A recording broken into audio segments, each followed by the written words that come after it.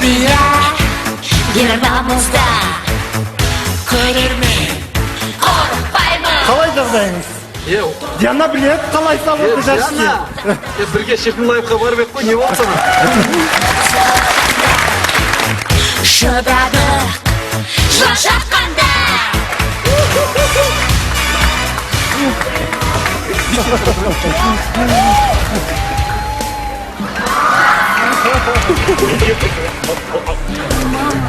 Қалай жағдайыңыз? Ес нормальный екен. Бірінші бағдарламада жігердің басына 10 тышқан салғанбыз. 10 тышқан. Енді ол кезде мен көп нәрсені былай ашып айтқан жоқ болатым ғой. Ол кезде осы дәресте төбемде тұрған бір тышқан басына дәрет сындырып кеткен болады.